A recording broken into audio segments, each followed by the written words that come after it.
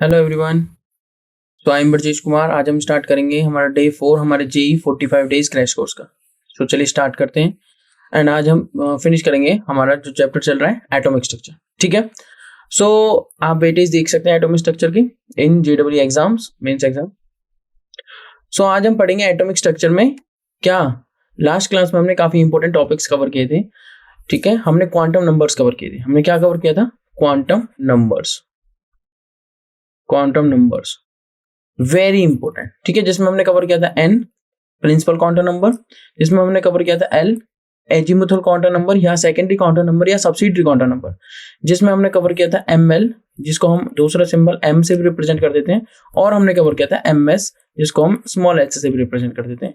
This is what is this is third quantum number magnetic quantum number and this is the fourth quantum number spin quantum number. ठीक है, N जो हमें बताता है वो energy और साइज के बारे में बताता है मेनली। एल हमें बताता है सबशेल क्या होगी, एम एल हमें बताता है नंबर ऑफ ऑर्बिटल्स कितने होंगे, और ये बताता है हमें स्पिन क्या होगी। ठीक है, कुछ बेसिक से फॉर्मूलाज थे। अगर कोई nth ऑर्बिटल तो उसके अंदर कितने इलेक्ट्रॉन्स आ सकते हैं मैक्सिमम, जैसे 2n² इलेक्ट्रॉन मैक्सिमम आ सकते हैं। अगर कोई एल सबशेल है तो उसके अंदर कितनी वैल्यूज पॉसिबल हो सकती है। मान लीजिए कोई भी एल सबशेल है, जैसे मान लीजिए एल की वैल्यू 3 है। ठीक है, एल की वैल्यू 3 है तो एम एल की कितनी वैल्यूज होंगी? एम एल की जो वैल्यूज होंगी वो होंगी 2l+1। कितनी वैल्यूज होंगी? 2l+1 पॉसिबल होंगी। ठीक है, ये हमारे कुछ बेसिक से फॉर्मुलेज थे। चलिए अभी स्टार्ट करते हैं एटॉमिक स्ट्रक्चर, जिसमें अब ये जो हमारी एक्चुअली क्या था, क्वांटम नंबर्स क्या था, पोस्टल एड्रेस बताते थे। क्वांटम नंबर्स क्या है? Postal address of an electron, यही था। अब बात जो आती है कि इलेक्ट्रॉन फिल कैसे करें। हमें पता लग गया ऑर्बिट ऑर्बिटल, हमें पता लग गया इलेक्ट्रॉन स्पिन कैसे कर सकता है, प्लस हाफ कर सकता है, माइनस हाफ कर सकता है, पर इलेक्ट्रॉन है कहाँ पे वो देखिए। फिलिंग ऑफ इलेक्ट्रॉन कैसे करें हम? तो फिलिंग ऑफ इलेक्ट्रॉन्स को डिसाइड करने के लिए हमारे पास 3 बेसिक रूल्स होते हैं। First is Aufbau principle, Pauli's exclusion principle and होल्स मल्टीप्लिसिटी रूल। चलिए वन बाय वन तीनों को डिस्कस करते हैं और कौन सा इलेक्ट्रॉनिक कॉन्फिगरेशन ज्यादा स्टेबल होगा और कौन सा कम स्टेबल होगा। Electronic configuration nothing. Electronic configuration क्या होता है कि फिलिंग जब हम इलेक्ट्रॉन्स की करते हैं तो जो हमारे पास कॉन्फिगरेशन बन के आता है उसे हम क्या कहते हैं? Electronic configuration. देखिए, सो फर्स्ट है हमारा Aufbau principle. Electrons fill in the first fill the lowest energy orbitals, then go to the higher energy orbitals. That is the above principle. मतलब मान लीजिए मैं कोई भी ऑर्बिटल लिखता हूँ, जैसे 1s और एक लिखा मैंने 2s, तो पहले 1s अगर लोअर एनर्जी का है तो 1s फिल होगा और फिर 2s फिल होगा। That's the point. ठीक है, बेसिक पॉइंट ये है। The order of filling is determined by the increasing order of orbital energy. Orbital energy कैसे हम डिटरमाइन करेंगे देखिए, वो भी मैं बताता हूँ। एक रूल आता है इसमें n+l rule. Energy is dependent on value of n+l। अब n is the principal quantum number, l is the secondary quantum number, मतलब L is the subsidiary quantum number, मतलब L is the but azimuthal quantum number. तो n+l का जो सम होगा वो जितना lower होगा उतनी एनर्जी कम होगी, वो जितना हायर होगा उतनी एनर्जी ज्यादा होगी। ठीक है, तो subshell having small n+l has lesser energy if two subshells. अगर कोई ऐसा केस आ जाता है कि मान लीजिए फर्स्ट केस में, मान लीजिए केस ए और केस बी, मान लीजिए केस ए में जो n+l की वैल्यू है वो भी 5 है, और मान लीजिए केस बी में जो n+l की वैल्यू आई वो भी 5 है। मान लीजिए इस केस में तो ये 3+2 है और मान लीजिए इस केस में ये 4+1 है। तो हुआ क्या, आपको वो लोअर एनर्जी होगी जिसमें n की वैल्यू क्या रहेगी? लोअर रहेगी। तो n की वैल्यू लोअर इसमें है, मतलब n की वैल्यू यहाँ पे 3 और n की वैल्यू यहाँ पे 4 है, तो लोअर इसमें, तो इसकी क्या है? Lower energy. इसकी क्या रहेगी? Lower energy. ये आपको क्या रखना है? ध्यान रखना है। ये छोटे से बेसिक पॉइंट्स हैं जो आपको इलेक्ट्रॉन फिलिंग के टाइम पे क्या रखने हैं? माइंड में रखने हैं। ठीक है, with smaller n is of less energy. अब देख लेते हैं एक पैटर्न। आप देख सकते हैं अबाउ प्रिंसिपल को हम किस टाइप से जो हमारी शेल्स होंगी वो कैसे फिल होंगी। देखिए, ये मैंने लिखा 1, ये मैंने लिखा 2, 3, 4, 5, 6, 7 तक लिख देता हूँ। यहाँ पे मैंने लिखा S, P, D और F। 1 में आपको पता है 1s होता है, 1p 1d 1f नहीं होता। 2 में क्या होता है? 2s होता है, 2p होता है। ठीक है, 2d नहीं होता। 3 में क्या होता है? 3s होता है, 3p होता है, 3d होता है, 3f नहीं होता। 4 में क्या होता है? 4s भी होता है, 4p भी होता है, 4d भी होता है, 4f भी होता है। इस टाइप से आप चलते रहेंगे। अब मैं आपको छोटा सा पैटर्न बताता हूँ आपको कैसे स्टार्ट करना है। जैसे 1s से स्टार्ट करना है, 1s से स्टार्ट हुआ, फिर ऊपर की तरफ जाना है, फिर 2s पे आए, फिर ऊपर की तरफ जाना है, फिर 2p पे आए, 3s पे आए, फिर ऊपर की तरफ जाना है, फिर 3p पे आए, 4s पे आए, फिर ऊपर की तरफ जाना है, फिर 3d पे आए। इस टाइप से आपको कॉन्टिन्यूस करना है। तो पैटर्न आप देख सकते हैं यहाँ पे, मैं आपको दिखा देता हूँ। पहले आपको 1s लिखना है, 1s के बाद कौन आया जी? 2s, 2s के बाद कौन आया? इधर चले हम, यहाँ पे आ चुके हैं 2p, 2p के बाद कौन आ रहा है? 3p नहीं, 3s, ध्यान रखना है। 3s के बाद कौन आ रहा है? इधर से आए इधर 3p, 3p के बाद 4s, 4s के बाद आपका आया 3d, 3D के बाद आप यहाँ पे देख सकते हैं 4p एंड सो ऑन। तो ये पैटर्न आपको फॉलो करना है, ठीक है, ये पैटर्न आपको फॉलो करना है। आप देख सकते हैं ये आपका पैटर्न है, इस टाइप से आपको फॉलो करना है। अब मैं आपको नेक्स्ट वाले पॉइंट में मूव करते हैं। चलिए नेक्स्ट क्या है आपका Pauli's exclusion principle. Pauli's exclusion principle क्या कहता है कि जो दो इलेक्ट्रॉन्स हैं, no two electrons in an atom can have the same set of 4 quantum numbers. मान लीजिए मैंने आपको लास्ट क्लास में बताया भी था कि ऑर्बिटल को हम इस टाइप से रिप्रेजेंट कर सकते हैं, ऐसे रिप्रेजेंट कर सकते हैं। मान लीजिए हमारा पी सब शेल है। कौन सी सब शेल है? पी सब शेल में होते हैं कितने ऑर्बिटल? 3 ऑर्बिटल्स। कौन कौन से? एक होता है पी एक्स, एक होता है पी वाई, एक होता है पी जेड। ये चीजें ध्यान रखनी है आपको माइंड में हमेशा। तो कितने ऑर्बिटल्स है टोटल? 3 ऑर्बिटल्स। ये आया ये डिंग डिंग इस टाइप से, ठीक है। तो हमारा क्या हुआ? 3 ऑर्बिटल्स है, तो ये हमारा क्या हुआ? First orbital. मान लो मैंने इलेक्ट्रॉन इस टाइप से फिल कर दिया। अब मैं दूसरा इलेक्ट्रॉन क्या करूंगा? दूसरा इलेक्ट्रॉन, अब आप कोई भी ऑर्बिटल, एक पर्टिकुलर ऑर्बिटल ले लीजिए। ये ऑर्बिटल हमने एक लिया अभी, ठीक है। मान लीजिए इसकी वैल्यू है 0, ठीक है। जो कौन सी वैल्यू है? 0 ml वैल्यू। कौन सी वैल्यू? 0 ml वैल्यू, ठीक है। ml वैल्यू है 0। अब मैंने दोनों इलेक्ट्रॉन्स को रख दिया इस टाइप से, ठीक है। दोनों इलेक्ट्रॉन को इस टाइप से रख दिया, और दूसरे केस में दोनों इलेक्ट्रॉन्स को रख दिया इस टाइप से, दोनों नीचे की तरफ, और वैल्यू अभी भी इसकी क्या है? 0। अब हुआ क्या? मान लीजिए ये है हमारा 2p और ये भी हमारा 2p, ठीक है। ये 2p का पार्ट है। या पर्टिकुलर बोलूं तो 2p z और 2p z मान लेते हैं। क्या है ये? 2p z। z की जनरल वैल्यू क्या होती है? 0। इनमें से मैंने एक px था, एक py था और एक pz था। मैंने pz वाले को उठा के ऐसे अलग अलग 2 केस बना के आपको दिखाए हैं। ये 2pz है और ये भी क्या है? 2pz। अब इसके लिए n की वैल्यू बताइए 2, l की वैल्यू बताइए, s के लिए l 0 और p के लिए l 1, d के लिए l 2 और f के लिए l 3। यही तो होता है, बिल्कुल ठीक बात। तो SPDF इस टाइप से चलता है 0 1 2 3। अब हुआ क्या? हुआ ये कि अगर मैं n की वैल्यू 2 बता देता हूँ तो l की वैल्यू यहाँ पे डेफिनेटली 1 है। अच्छा यहाँ पे बताइए n की वैल्यू कितनी? 2, और यहाँ पे l की वैल्यू कितनी? 1, बिल्कुल ठीक बात। अगर n की वैल्यू 2 और l की वैल्यू 1 है दोनों केसेस में, ml की वैल्यू बताइए इसमें 0, ml की वैल्यू बताइए इसमें 0। अब फर्क क्या आया? इस इलेक्ट्रॉन की स्पिन बताइए जल्दी से। इस इलेक्ट्रॉन की स्पिन क्या है? ms plus half. अब आप इस दोनों इलेक्ट्रॉन्स को चेक कर लीजिए, इसकी स्पिन भी क्या है? इन दोनों इलेक्ट्रॉन्स के लिए n की वैल्यू 2 है, l की वैल्यू 1 है, ml 0 है और ms प्लस हाफ है दोनों इलेक्ट्रॉन्स का।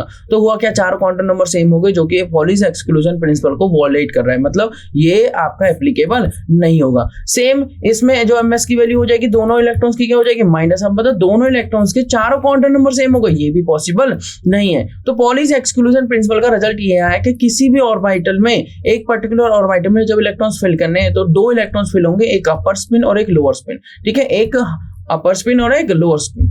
सो no two electrons in an atom can have the same set of 4 quantum numbers. ये बातें ध्यान रखनी। This means that each orbitals can hold a maximum of 2 electrons. कितने इलेक्ट्रॉन आ सकते हैं? 2 इलेक्ट्रॉन्स विद अपोजिट स्पिन। ये आपका पॉलीज एक्सक्लूजन प्रिंसिपल। नेक्स्ट आता है Hund's multiplicity rule. Hund's multiplicity rule ये कहता है कि हुंड्स मल्टीप्लिसिटी का मतलब मैक्सिमम होनी चाहिए मल्टीप्लिसिटी। इसको रूल का दूसरा नाम क्या कहते थे? Hund's rules of maximum multiplicity. तो ये क्या कह रहा है कि when filling degenerate orbitals with the same energy, जिनकी सेम एनर्जी है उनको क्या देते हैं हम? Degenerate orbitals. जिनकी सेम एनर्जी होती है उनको क्या कहते हैं? Degenerate orbitals. सेम एनर्जी वाले ऑर्बिटल्स को क्या कहते हैं? Degenerate orbitals. कैसे समझ में आएगा? ऐसे समझ में आएगा। मान लीजिए एनर्जी ऊपर की तरफ इंक्रीज हो रही है, मैंने यहाँ पे लिखा क्या? 1 2। मान लीजिए ये पी सब शेल है। कौन सी सब शेल है जी? P sub shell. P sub shell का भी पर्टिकुलर पार्ट बता देता हूं। मान लो जी ये 3p है, मान लीजिए क्या है? 3p। तो ये मान लीजिए 3px है, ये मान लीजिए 3py है, ये मान लीजिए 3pz है। सही बात, बिल्कुल ठीक बात। तो ये 3pz तीनों इसी एनर्जी पे, मान लीजिए एनर्जी है 10। तो ये सभी की एनर्जी क्या है? 10, मतलब सभी की एनर्जी क्या है? सेम एनर्जी वाले ऑर्बिटल्स को क्या कहते हैं? Degenerate orbitals. सेम एनर्जी वाले ऑर्बिटल्स को क्या कहते हैं? Degenerate orbitals. ये सारी बातें आपको हमेशा क्या रखनी है? माइंड में रखनी है। Electrons will occupy empty orbitals before pairing up. तो वो क्या कह रहा है? ये कह रहा है कि पहले सिंगल फिल करिए फिर आगे की तरफ मूव करिए। मतलब मान लीजिए आपको लिखना है, मान लीजिए आपने सोडियम का इलेक्ट्रॉनिक कॉन्फ़िगरेशन लिखना है जिसका एटॉमिक नंबर होता है 11। तो आप अहोबा प्रिंसिपल फॉलो करेंगे, पॉलीज एक्सक्लूजन प्रिंसिपल फॉलो करेंगे and Hund's rules of maximum multiplicity follow करेंगे। तो रूल क्या कहता है? पहले लिखिए 1s2, फिर लिखिए 2s2, फिर लिखिए 2p6, फिर लिखिए 3x1। अब ये कैसे हो गया समझिए ध्यान से। जो 1s2 होता है उसमें एक ही ऑर्बिटल होता है, तो ये एक ऊपर गया एक नीचे आया। 2s में भी एक ही होता है, एक ऊपर गया एक नीचे आया। 2p में होते हैं 3 ऑर्बिटल, 1 2 6 इलेक्ट्रॉन्स फिल करने। तो वो क्या कहना है? अगर मान लीजिए गलती से आपका 2p4 होता, मान लीजिए कोई केस होता 2p4 वाला। 2p4 वाला कौन सा केस होता? 2p4 वाला आपका केस हो जाता कौन सा बताइए? ऑक्सीजन का एटॉमिक नंबर 8। तो 1s2 2s2 2p4 यही हो जाता ऑक्सीजन वाला केस। ऑक्सीजन के बाद कौन आता? फ्लोरीन, ठीक है। ऑक्सीजन के बाद कौन आता? फ्लोरीन, एंड फ्लोरीन के बाद नियॉन और नियॉन के बाद सोडियम। अब समझिए ध्यान से, अगर 2p4 वाला केस है तो आप 2p को इस टाइप से फिल नहीं करेंगे 1 2 3 4 रॉन्ग मेथड, इस टाइप से भी फिल नहीं करेंगे 1 2 3 4 रॉन्ग मेथड। फिल कैसे करना है, पहले जितने भी एम्प्टी ऑर्बिटल्स हैं जो डीजनरेट है उनको सिंगल सिंगल फिल करिए 1 2 3, फिर पेयरिंग स्टार्ट करिए 4, ये तो 4 वाले को हो गया, अगर 6 है तो 5 and 6 इस टाइप से। सो वो क्या कहना चाह रहा है कि Hund's rules of maximum multiplicity ये कह रहा है कि इलेक्ट्रॉन्स को पहले सिंगल सिंगल फिल करना है डीजनरेट ऑर्बिटल्स में और फिर उनकी पेयरिंग स्टार्ट करनी है, इसको कहते थे bus seat rule, where electrons will spread out across different orbitals before doubling up in the same orbitals. ठीक है, पहले सिंगल सिंगल सीट को ऑक्यूपाई कर लेते हैं फिर डबलिंग स्टार्ट करते हैं, ये चीजें आपको माइंड में हमेशा रखनी है। अब चलिए कुछ बातें डिस्कस कर लेते हैं, बट उससे पहले मैं आपको बता देता हूँ stability of completely filled and half filled subcells. अब एक होता है कंप्लीटली फिल्ड और एक होता है हाफ फिल्ड। जैसे कि मैंने लिखा बोरोन, मैंने लिखा कार्बन, मैंने लिखा नाइट्रोजन, मैंने लिखा ऑक्सीजन, मैंने लिखा फ्लोरीन, मैंने लिखा नियॉन, बिल्कुल ठीक बात। अब बोरोन का इलेक्ट्रॉन एटॉमिक नंबर कितना होता है जल्दी से बताइए, 5, इसका 6, इसका 7, इसका 8, इसका 9, इसका 10। ठीक है, बोरोन का electron configuration 1s2 2s2 2p1, बिल्कुल ठीक बात। 2p1 मैं लास्ट वाले को ड्रॉ करूंगा बस ओपन करके 1s2 2s2 2p2, बिल्कुल ठीक बात। अरे आपको सिंपल सी बात बताएं, सेकंड शेल के सारे तो ठीक है, सेकंड किसके हैं, सेकंड पीरियड के, तो इनकी जो लास्ट शेल रहेगी वो सेकंड रहेगी। देखिए 1s2 2s2 2p, जल्दी से बोलिए 2p3, इसका क्या हो जाएगा 1s2 2s2 2p4, उसके बाद क्या आएगा बताइए 1s2 2s2 2p5, उसके बाद बोलिए 1s2 2s2 2p6। अब देखिए ध्यान से मैं 2p ड्रॉ करता हूं, ये हमारा 2p 1 2 3, ये हमारा 2p 1 2 3, ये सभी सेम साइज और उसके हैं एनर्जी के। ठीक है, तो ऐसा नहीं कि थोड़ा बहुत साइज इधर उधर हो रहा है तो आपको उसका ध्यान ज्यादा नहीं देना है, ये सभी सेम साइज के हैं 1 2 3, उसके बाद 1 2 3, उसके बाद 1 2 3। ठीक है, अभी इलेक्ट्रॉन फिल करते हैं, चलिए देखते हैं इलेक्ट्रॉन फिल करके कितने इलेक्ट्रॉन, 1 इलेक्ट्रॉन। ठीक है, 1 इलेक्ट्रॉन, उसके बाद कितने इलेक्ट्रॉन, 2 इलेक्ट्रॉन, 1 और 2। ठीक है, ये होता है हुंड्स रूल। उसके बाद 3 इलेक्ट्रॉन, तो पहले सिंगल सिंगल 1 2 3, उसके बाद 4 इलेक्ट्रॉन 1 2 3, और उसके बाद पेयरिंग होगी 4, उसके बाद 5 इलेक्ट्रॉन 1 2 3 4 5, उसके बाद 6 इलेक्ट्रॉन को कंप्लीट कर दीजिए 1 2 3 4 5 6। ठीक है, ये मैंने इस टाइप से पेयरिंग कर दिया, बट आपको क्या करना है, मुझे पता है कि 6 इलेक्ट्रॉन है तो पेयर हो जाएंगे सारे, आपको क्या करना है स्टार्टिंग से स्टार्ट करना है, पहले सिंगल सिंगल फिल करने और फिर आपको क्या करना है डबलिंग करनी है। ठीक है, अब देखिए यहाँ पे आप देख सकते हैं क्या ये कंप्लीटली फिल्ड है, नहीं, क्या है हाफ फिल्ड है, नहीं, तो इसके अंदर सिमेट्री नहीं है, इसके अंदर सिमेट्री है नहीं, इसके अंदर सिमेट्री है बिल्कुल, ये कैसा है हाफ फिल्ड, कैसा है हाफ फिल्ड। अगर ये हाफ फिल्ड है तो इसके अंदर क्या हुई सिमेट्री, इसके अंदर क्या है सिमेट्री। अगर ये सिमेट्रिकल है तो सिमेट्रिकल चीजें ज्यादा स्टेबल होती हैं। अब ये क्या सिमेट्रिकल है, नहीं, क्या ये सिमेट्रिकल है, नहीं, क्या ये सिमेट्रिकल है, बिल्कुल सिमेट्रिकल है, कैसा हो गया फुली फिल्ड, कैसा हो गया फुली फिल्ड। तो 3 चीजों में सिमेट्री है, तो बिल्कुल खाली हो तब भी सिमेट्री है, या हाफ फिल्ड हो तब भी सिमेट्री है, या फुली फिल्ड हो तब भी सिमेट्री है। अब आप देख सकते हैं stability of completely filled and half filled subshell इसलिए ज्यादा स्टेबल होते हैं क्योंकि फर्स्ट होता है उनमें सिमेट्रिकल डिस्ट्रीब्यूशन ऑफ इलेक्ट्रॉन्स। ठीक है, सिमेट्री मतलब स्टेबिलिटी, सिमेट्री मतलब स्टेबिलिटी। अगर आप एक टांग पे ज्यादा देर खड़े रहेंगे तो आप क्या रहेंगे अनसिमेट्रिकल, बट अगर आप दोनों टांगों पे खड़े हुए हैं तो डेफिनेटली आप क्या होंगे स्टेबल, क्योंकि आपके अंदर सिमेट्री आ चुकी है। कंप्लीटली फिल्ड और half filled subcells have symmetrical distribution. कैसा डिस्ट्रीब्यूशन होता है उनका सिमेट्रिकल। अगर डिस्ट्रीब्यूशन सिमेट्रिकल होगा तो डेफिनेटली क्या होगा, अगर डिस्ट्रीब्यूशन सिमेट्रिकल है तो स्टेबिलिटी आएगी। कैसी आएगी स्टेबिलिटी, तो हाफ फिल्ड और फुली फिल्ड इस वजह से ज्यादा स्टेबल होते हैं। Electrons in the same subshell have equal energy but different special distribution. Symmetrical distribution में हम नेक्स्ट पॉइंट क्या बोल रहे हैं, इलेक्ट्रॉन जो सेम सबसेल में रहेंगे उनकी एनर्जी तो इक्वल रहेगी बट जो स्पेशल डिस्ट्रीब्यूशन है, ठीक है, एक क्लॉकवाइज स्पिन करेगा, एक एंटी क्लॉकवाइज स्पिन करेगा, उनकी स्पेशल डिस्ट्रीब्यूशन क्या रहेगी डिफरेंट रहेगी। This result in a relatively small shielding between electrons and stronger attraction to the nucleus. और इस वजह से न्यूक्लियस के जो तरफ जो उनका अट्रैक्शन होगा, जो उन पे इफेक्टिव न्यूक्लियर चार्ज फील होगा वो ज्यादा फील होगा। ठीक है, अब एक कॉन्सेप्ट आ जाता है उसके अलावा एक्सचेंज एनर्जी। तो मैंने आपको stability of completely filled and half filled में हम पढ़ रहे हैं जिसमें हमारे 2 कॉन्सेप्ट हैं। फर्स्ट कॉन्सेप्ट आता है आपकी सिमेट्रिकल डिस्ट्रीब्यूशन और सेकंड कॉन्सेप्ट आता है आपका एक्सचेंज एनर्जी। एक्सचेंज एनर्जी क्या कहती है, एक्सचेंज एनर्जी कहती है कि जो इलेक्ट्रॉन्स हैं, जो इन ऑर्बिटल्स में इलेक्ट्रॉन्स फिलते हैं, वो अपनी पोजीशंस को एक्सचेंज कर सकते हैं दूसरे इलेक्ट्रॉन्स के साथ। तो स्टेबलाइजिंग इफेक्ट अकर्स व्हेन 2 और more electrons with the same spin are present in degenerate orbitals. मान लीजिए सेम स्पिन वाले ही ऐसे कुछ कह रहा है कि ये भी अपर स्पिन है और ये भी अपर स्पिन, मतलब ये मान लीजिए क्लॉकवाइज स्पिन कर रहा है और ये भी clockwise. These electron tends to exchange their positions releasing energy called exchange energy. जब भी अपनी पोजीशंस को एक्सचेंज करेंगे तो क्या करेंगे, एनर्जी रिलीज करेंगे, क्योंकि स्टेबिलिटी आएगी। जैसे स्टेबिलिटी आएगी, कोई भी चीज अगर स्टेबल हो रही है तो वो एनर्जी डिक्रीज, मतलब उसको क्या होगा, वो एनर्जी रिलीज करेगा। अगर कोई भी चीज स्टेबिलिटी किसी की चीज के अंदर आ रही है तो वह एनर्जी क्या करेगा, रिलीज करेगा। और एनर्जी रिलीज किस फॉर्म में, उसको क्या बोल देते हैं हम, एक्सचेंज एनर्जी, क्योंकि एक्सचेंज की वजह से एनर्जी क्या हो रही है, रिलीज हो रही है। Exchange energy is the basis of Hund's rule, क्योंकि वो भी कहता था सिंगल सिंगल फील्ड करिए फिर डबलिंग करिए, ठीक है।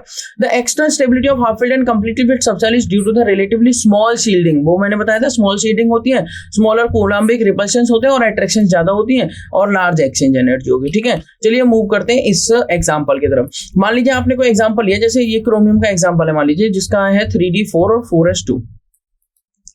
अब क्रोमियम का एटॉमिक नंबर होता है, क्रोमियम का एटॉमिक नंबर होता है 24। अगर मैं मुझे इलेक्ट्रॉनिक कॉन्फ़िगरेशन लिखना है तो मैंने लिखा 1s2, मैंने लिखा 2s2, 2p6, 3s2, 3p6, 4s2 and then 3d4। ये तो उसका इलेक्ट्रॉनिक कॉन्फ़िगरेशन हो। अब लास्ट वाला बनाते हैं, ये हमारा 4s और ये हमारा 3d, 1 2 3 4 और ये बना दिया 5, ठीक है जी। अब 4s में कितने इलेक्ट्रॉन है जल्दी से बताइए, 2 इलेक्ट्रॉन, एक अपर एक लोअर, ठीक है। 3d4 है, 1 2 3 4। अब ना तो ये फुली फिल्ड ना ये हाफ फिल्ड, बट ये फुली फिल्ड है। अब ये इलेक्ट्रॉन जंप करके इधर चला गया, ठीक है। अभी क्या हुआ जरा देखना, ये हो गया सिंगल इलेक्ट्रॉन और ये हो गए 1 2 3 4 और 5। जरा बनाना है इसके अंदर इलेक्ट्रॉन, ये हो गए 1 2 3 4 और 5।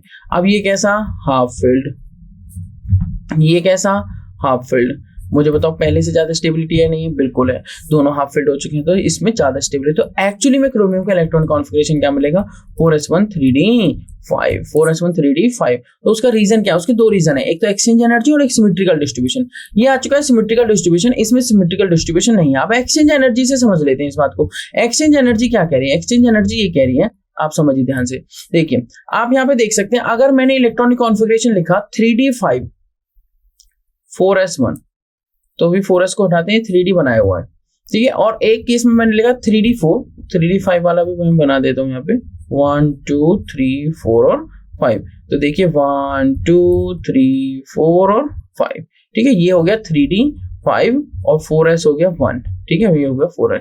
ये वाला केस तो ये है, और ये वाला केस ये जिसमें 4 इलेक्ट्रॉन्स। अब हुआ क्या, मैंने सभी इलेक्ट्रॉन्स को नंबर कर दिया 1 2 3 4 और 5। फर्स्ट इलेक्ट्रॉन ने अपनी पोजीशन एक्सचेंज की 2 के साथ, 3 के साथ, 4 के साथ, 5 के साथ। कितने एक्सचेंज हुए, 4 exchange bye electron 1। Second electron ने पोजीशन एक्सचेंज की 3 के साथ, 4 के साथ, 5 के साथ। तो कितने एक्सचेंज हुए, 3 एक्सचेंज इलेक्ट्रॉन 2 के थ्रू, क्योंकि फर्स्ट और 2 की एक्सचेंज ऑलरेडी अब ऊपर हो चुकी है। सेम 3 ने एक्सचेंज की 4 के साथ, 5 के साथ, तो 2 एक्सचेंज हुए। और सेम 4 ने एक्सचेंज की 5 के साथ, तो 1 एक्सचेंज हुआ। तो टोटल एक्सचेंज कितने, 4 यहाँ पे, 3 यहाँ पे, 2 यहाँ पे, 1 यहाँ पे। टोटल हुए 4 + 3 7 + 2 9 + 1 10 एक्सचेंज टोटल हुए, मतलब 10 टाइम्स एनर्जी रिलीज हुई होगी। अब नेक्स्ट देखिए, यहाँ पे क्या हुआ, फर्स्ट इलेक्ट्रॉन ने सेकंड, थर्ड और फोर्थ के साथ एक्सचेंज की पोजीशन, तो 3 एक्सचेंज हुए इलेक्ट्रॉन 1 के थ्रू। यहाँ पे 2 एक्सचेंज हुए इलेक्ट्रॉन 2 के थ्रू। यहाँ पे 1 एक्सचेंज हुआ 4 इलेक्ट्रॉन 3। अब एक्सचेंज कितने हुए, 3 यहाँ पे हुए, 2 यहाँ पे हुए, 1 यहाँ पे। टोटल एक्सचेंज कितने हुए, 6। अगर 6 एक्सचेंज हो रहे हैं और यहाँ पे 10 एक्सचेंज हो रहे हैं, तो ज्यादा एनर्जी किस केस में रिलीज होगी, 10 वाले में। मतलब ज्यादा स्टेबल इलेक्ट्रॉनिक कॉन्फ़िगरेशन कौन सा होगा, 3d5 4s1। ये एक्सचेंज एनर्जी का कॉन्सेप्ट है। आप इस तरीके से किसी का भी कॉन्सेप्ट लगा सकते हैं। अब कुछ इंपॉर्टेंट क्वेश्चंस देख लेते हैं फॉर JEE एग्जाम्स, ठीक है।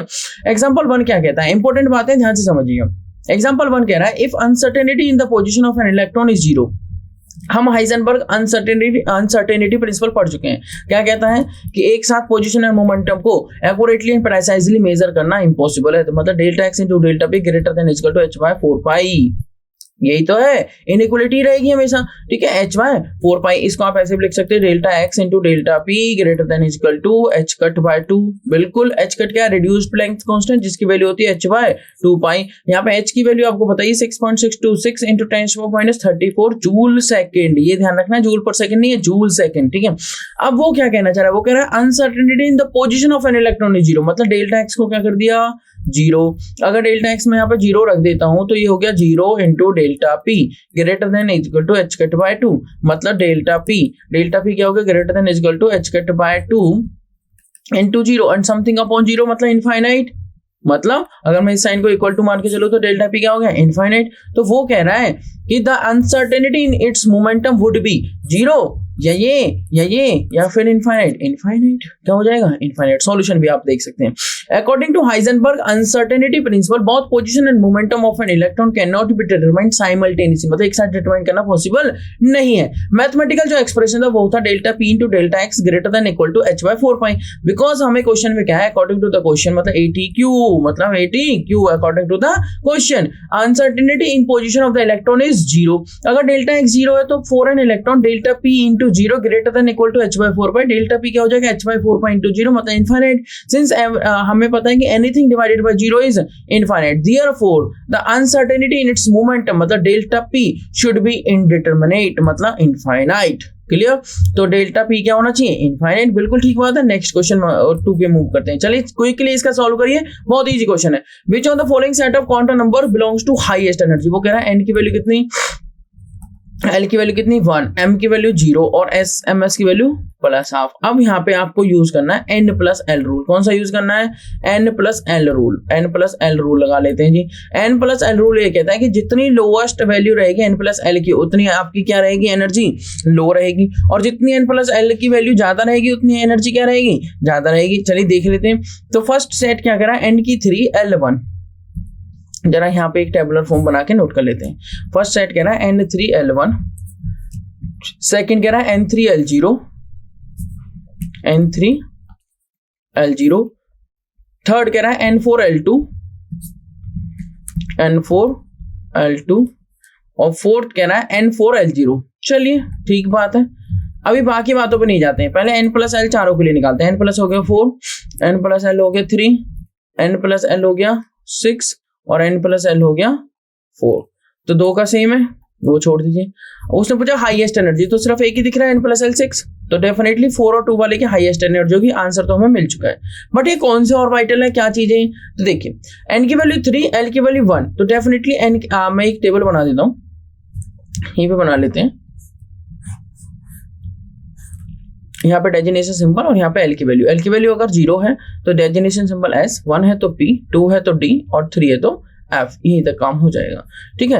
अब देखिए n की वैल्यू 3, बिल्कुल ठीक बात है। तो NLX ये जो रिप्रेजेंटेशन होती है NLX, X is the number of electron, L is the azimuthal quantum number, N is the principal quantum number. Principal quantum number 3, L की वैल्यू कितनी 1, 1 मतलब P। ठीक है, इलेक्ट्रॉन्स अभी फिल नहीं कर रहे हैं। ML मतलब ML 0 है, ML भी बोल सकते हैं और स्मॉल m भी बोल सकते हैं, और MS स्पिन कर रहा है प्लस हाफ मतलब क्लॉकवाइज। ठीक है, ये हो गया 3P।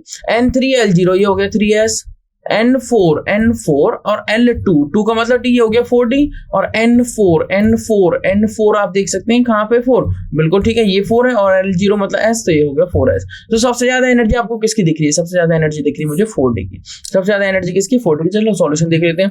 The sets of quantum numbers and the corresponding orbitals are as given below. You can see N3 है L0 तो 3s ऑर्बिटल्स, N3 L1 है तो 3p ऑर्बिटल्स, N4 है L2 है तो 4d ऑर्बिटल्स और N4 L0 तो 4s orbitals. Increasing order of energy among 3 orbitals. इन सभी ऑर्बिटल्स में आप देख सकते हैं 3s से गए 3p, 3p से गए 4s, 4s से गए 4d, तो 4d की सबसे हाईएस्ट एनर्जी। अब 3s और 3p में अगर बात करें, ठीक है, 3s में जो n की वैल्यू है तो वो 3 है और l की वैल्यू 0, तो अगर n प्लस एल सबका लिखता हूँ n प्लस एल, तो ये हो गया 3, ये हो गया 4, ये हो गया 6 और ये भी हो गया 4। अब बात ये आती है कि ये भी 4 और ये भी 4, तो b और d में से कौन से ऑप्शन में लोएस्ट एनर्जी रहेगी? तो क्योंकि n प्लस एल अगर सम सेम आ जाता है तो आपको मूव करना है वैल्यू ऑफ n की तरफ। तो वैल्यू ऑफ n यहाँ पे लोअर है तो b वाले की लोअर होगी, मतलब आप देख सकते हैं 3p की लोअर है और 4d की 4d से भी ज्यादा किसकी है? 4d की सबसे ज्यादा है और 3p से ज्यादा है 4s की। ठीक है, ये वाले। So the set C of quantum numbers N4 L2 M1 S plus half represent the highest energy of an atom. Example 3 पे मूव करेंगे। क्या कह रहा है? इंटरेस्टिंग क्वेश्चन है। वर्क फंक्शन, बिल्कुल ठीक बात है, phi nought is 4 electron volt, electron volt में दिया हुआ है। ठीक है, to emit a 1 electron volt का मतलब क्या होता है? 1.6 × 10⁻⁹, यही तो होता है। ठीक है, तो to emit a photo electron of 0 velocity मतलब काइनेटिक एनर्जी 0। काइनेटिक एनर्जी 0 कैसे पता लगा? काइनेटिक एनर्जी का फॉर्मूला होता है जी ½ mv²। वो कह रहा है वेलोसिटी 0 मतलब ½ mv0 का स्क्वायर, मतलब वो कह रहा है ½ m × 0 मतलब वो कह रहा है 0। अल्टीमेटली क्या हुआ, अगर वेलोसिटी जीरो तो काइनेटिक एनर्जी जीरो, क्योंकि काइनेटिक एनर्जी आती किससे, काइनेटिक मतलब मोशन की वजह से।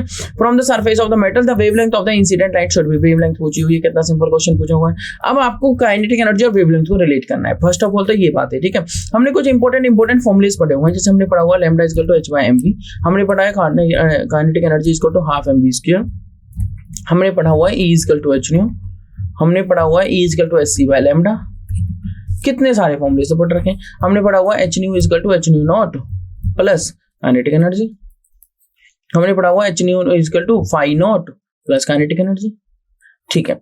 हमने पढ़ा हुआ E equal to phi nought plus kinetic energy, बिल्कुल ठीक बात। अब काइनेटिक एनर्जी से रिलेट करना है ये सारी लैम्डा को, ठीक है। तो आप एक काम कर सकते हैं, काइनेटिक एनर्जी से कैसे रिलेट करेंगे कि काइनेटिक एनर्जी में आप थोड़ा सा मल्टीप्लाई कर सकते हैं, मतलब 1/2 मैंने लिखा m, मैंने लिखा v स्क्वायर, मैंने m से डिवाइड किया और m से मल्टीप्लाई किया, तो ये हो गया m स्क्वायर। मैंने क्या किया 1/2, मैंने क्या किया mv और होल स्क्वायर कर दिया और डिवाइड बाय m कर दिया।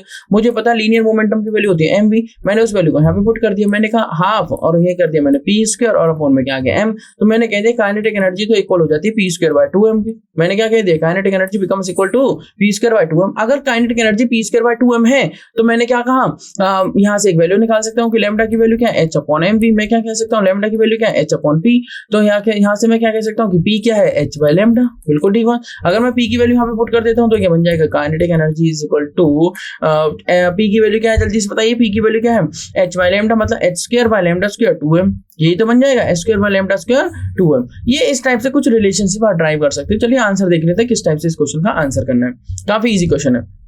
क्या कह रहा है वो, गिवन है phi of metal 4 electron volt, kinetic energy कह रहा है 0, applying photo electric equation kinetic energy is equal to, हमें ये पता है कि E is equal to phi plus में काइनेटिक एनर्जी, तो काइनेटिक एनर्जी क्या हो जाएगी, kinetic energy is equal to E minus phi, phi is what, phi is work function, ठीक है।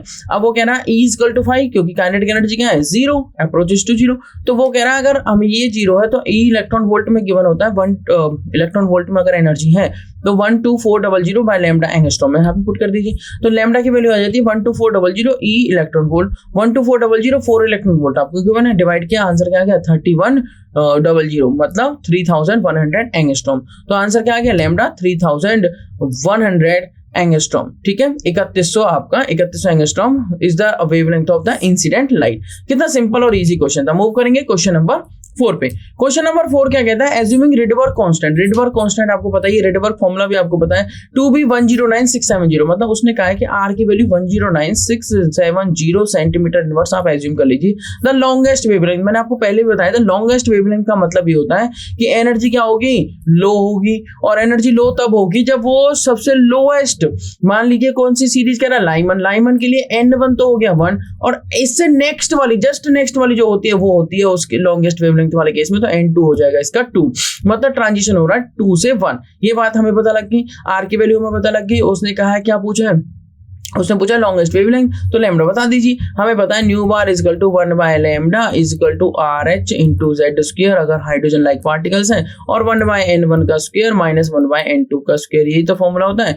RH की वैल्यू उसने गिवन है, Z की वैल्यू, क्योंकि वो कह रहा है कि हाइड्रोजन एटम है तो Z की वैल्यू होगी 1, तो ये मूव कर सकते हैं। और लैम्डा पूछा हुआ, चलिए आंसर करके देखते हैं क्या आंसर आता है। तो आंसर क्या आता है इस क्वेश्चन का, सॉल्यूशन देखिए, 1 by lambda is equal to RH Z square 1 by N1 square minus 1 by N2 square. N1 की वैल्यू मैंने आपको बताई थी कितनी, 1, क्योंकि लाइमन सीरीज है। आपने सीरीज पढ़ी हुई है, लाइमन पढ़ी हुई है, बाल्मर पढ़ी हुई है, पाशन पढ़ी हुई है, लाइमन, बाल्मर, उसके बाद पाशन, उसके बाद ब्रैकेट, उसके बाद पी फंड, फिर हम्फ्रे भी आती है, ठीक है, पी फंड, फिर हम्फ्रे भी आती है। तो इस टाइप से लाइमन के लिए N1 की वैल्यू 1 है और N2 हो सकता है 2, 3, 4, 5, और बाल्मर के लिए N1 की वैल्यू 2 है, N2 हो सकता है 3, 4, 5, पाशन के लिए N की वैल्यू 3 है, N2 हो सकता है 4, 5, 6, और ब्रैकेट के लिए N1 की वैल्यू 4 है और N2 हो सकता है 5, 6, 7।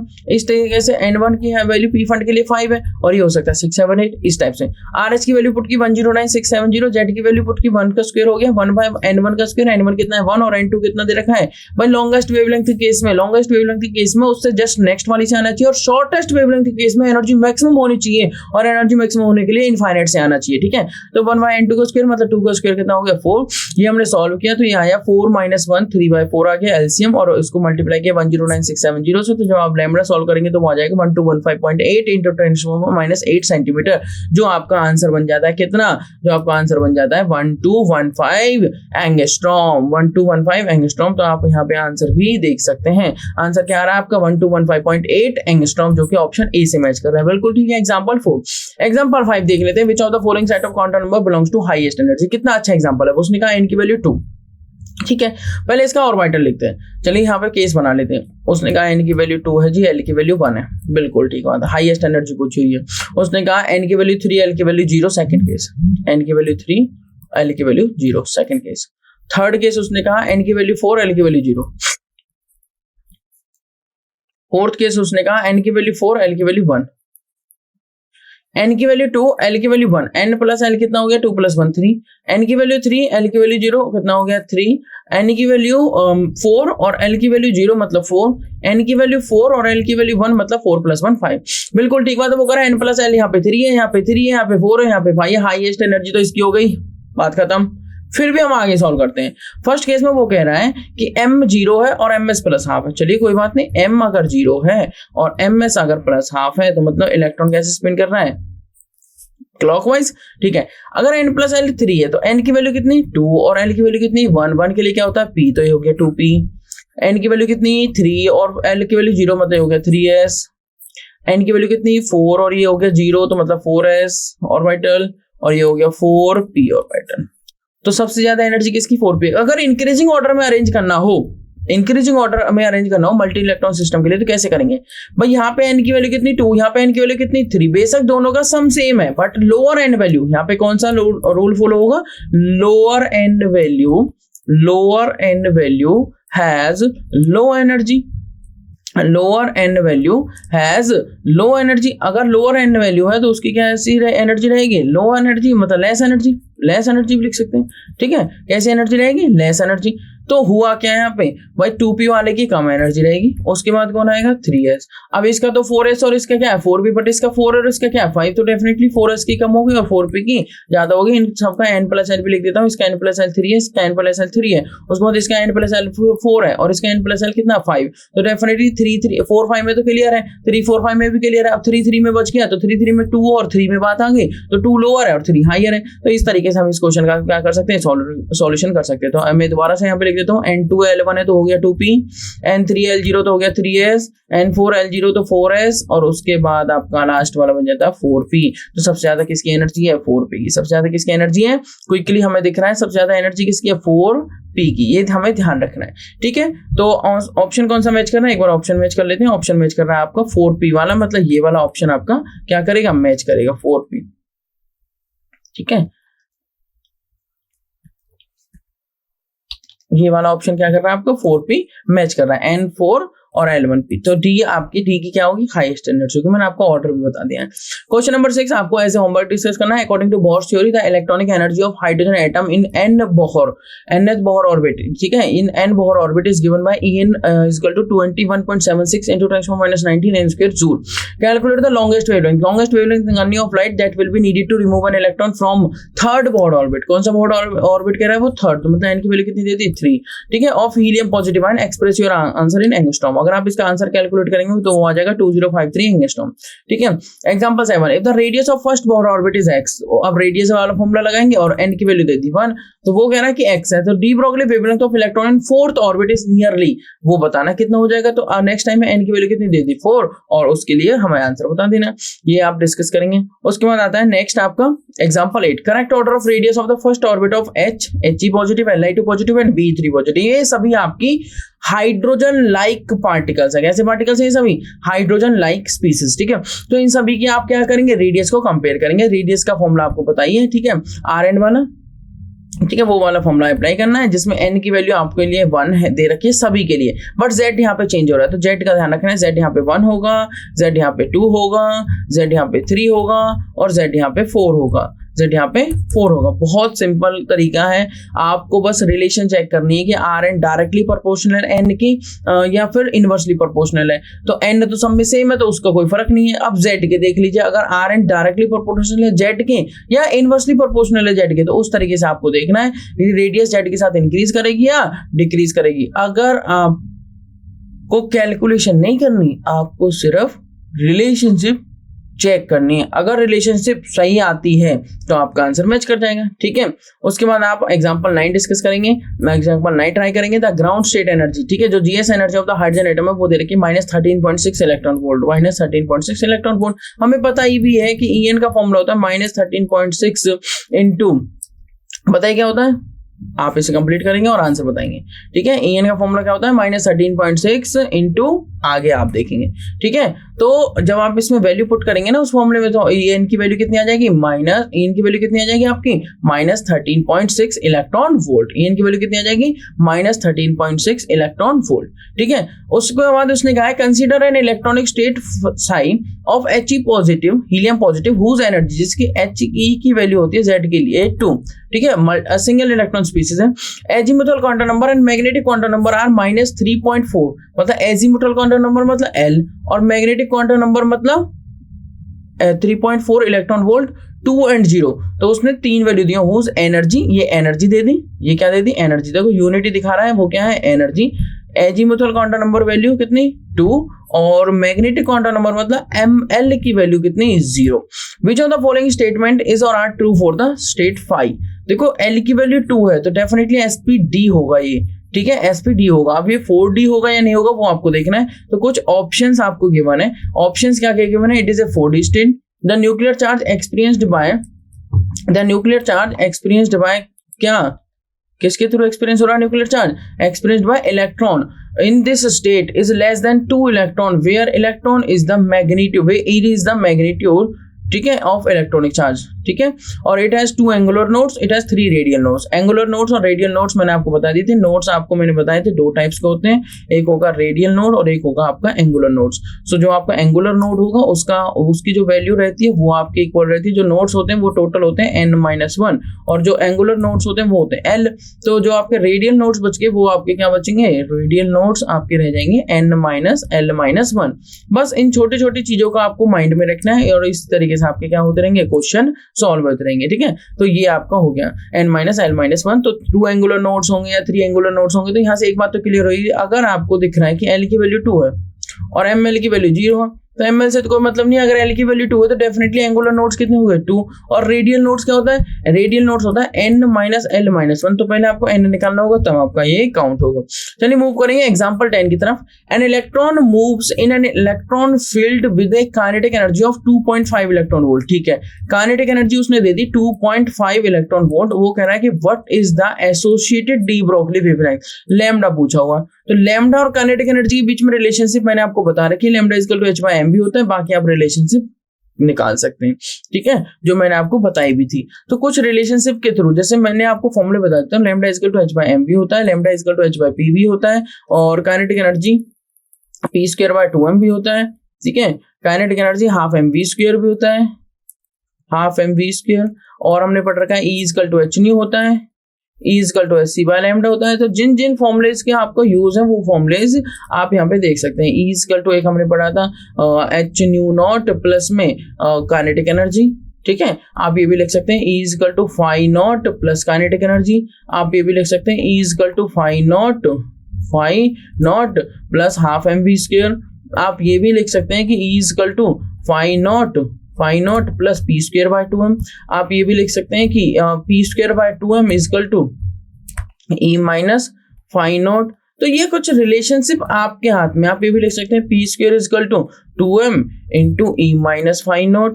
आप ये भी लिख सकते हैं p equal to 2m E minus φ0 is nothing that is work function E minus φ0 और अंडर रूट में पूरा, ठीक है। तो इस टाइप से आप इन रिलेशनशिप को क्या कर सकते हैं, ड्राइव कर सकते हैं, ठीक है।